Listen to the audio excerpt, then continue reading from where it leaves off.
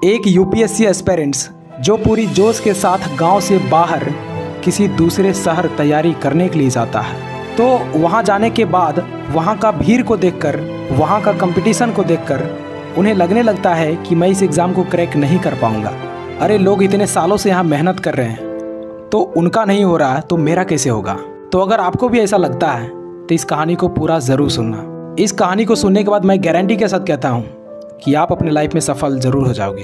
तो चलिए वीडियो को शुरू करते हैं। दोस्त, एक लड़का जो एक छोटे से गांव से बिलोंग करता था। इनकी फैमिली बैकग्राउंड भी उतनी अच्छी नहीं थी, लेकिन इनका भी एक सपना था कि मैं यूपीएससी एग्ज़ाम क्रैक करके देश की सेवा करूं। और फिर इसने यूपीएससी की तैयारी करने के लिए अपने माँ बाप से दूर यूपीएससी की दुनिया दिल्ली चला गया। लेकिन दिल्ली जाकर इसने हजारों लाखों की भीड़ देखी कि कैसे स्टूडेंट इधर से उधर जा रहे हैं, कितने स्टूडेंट कोचिंग जा रहे हैं और कितने स्टूडेंट स्टडी मटेरियल खरीद रहे हैं। और ये सारे भीड़ यूपीएससी एस्पिरेंट्स का ही था। ये सब देखकर ये हताश हो गए, ये घबरा गए। ये इतनी भीड़ को देखकर, इतने कंपटीशन को देखकर डिप्रेशन में चला गया और इनके दिमाग में सिर्फ नेगेटिव बातें चलने लगी।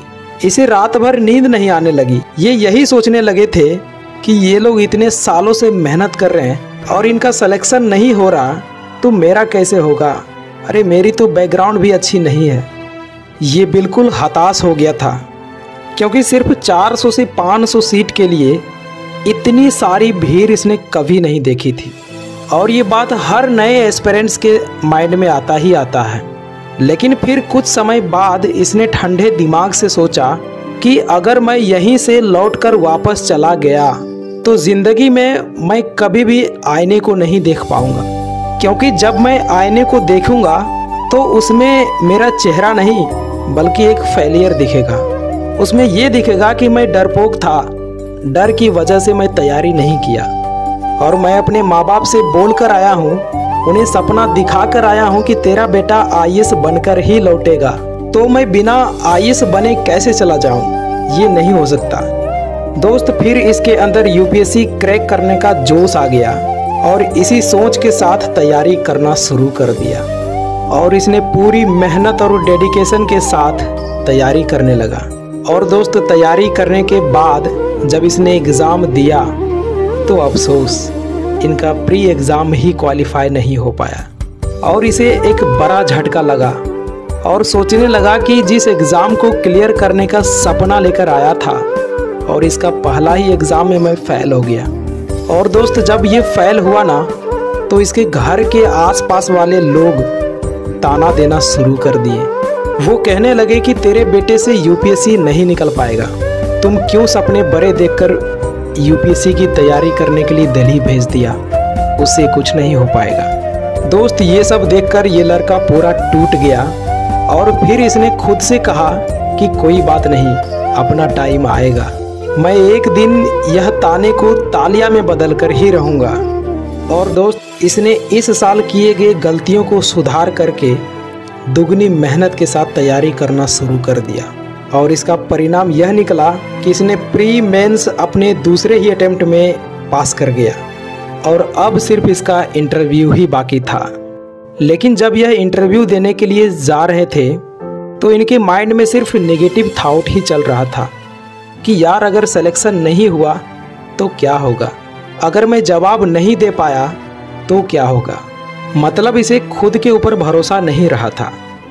इसने अपना सेल्फ कॉन्फिडेंस खो दिया और इसने जैसे तैसे करके नर्वस में ही इंटरव्यू दे दिया और रिज़ल्ट का इंतज़ार बहुत उम्मीद के साथ कर रहे थे, ये सोचकर कि चलो इंटरव्यू तो ख़राब गया लेकिन कोई न कोई छोटा पद तो ज़रूर मिल जाएगा। लेकिन दोस्त, जब रिज़ल्ट आया तो ठीक उसका उल्टा हो गया, लिस्ट में इनका नाम ही नहीं था। इसके बाद ये लड़का खुद को संभाल नहीं पाया, इनका सारा सपना चूर चूर हो गया और इनके साथ इनके माँ बाप का भी सपना टूट गया। और एक तरफ ये और दूसरे तरफ इनके माता पिता रो रहे थे, क्योंकि एक मिडिल क्लास फैमिली के पास ज़्यादा चांस नहीं मिला करता और इसे 2 अटेम्प्ट मिले थे, क्योंकि एक मिडिल क्लास फैमिली दिल्ली का खर्च कैसे उठाते हैं ये सिर्फ एक मिडिल क्लास फैमिली ही समझ सकता। दोस्त, इस दुख की घड़ी में इस लड़के को हौसला देने वाली इनकी माँ थी इनकी माँ ने बोली कि बेटा इतना आगे निकल गया है और आखिरी पड़ाव पे आके तुम्हारा रिजेक्शन हुआ है। बेटा एक लंबी छलांग मारो और अगली बार तुम्हारा सिलेक्शन कोई नहीं रोक पाएगा। ये एक माँ का आशीर्वाद है बेटा। दोस्त, जब ये लाइन इनकी माँ ने कही तो इसने सोच लिया कि मुझे हार कर नहीं बैठना, क्योंकि माँ को बहुत उम्मीद है और मैं इसे पूरा करके ही रहूँगा। दोस्त, इसने फिर से दिन रात करके तैयारी करना शुरू कर दिया, क्योंकि एक एग्ज़ाम के चलते अपने माँ बाप के आंखों में आंसू आना ये कोई बर्दाश्त ही नहीं कर सकता।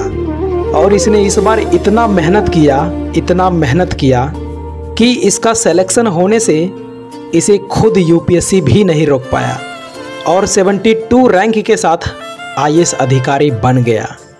तो दोस्त, इस कहानी से हमें 2 चीज़ें सीखने को मिलती है।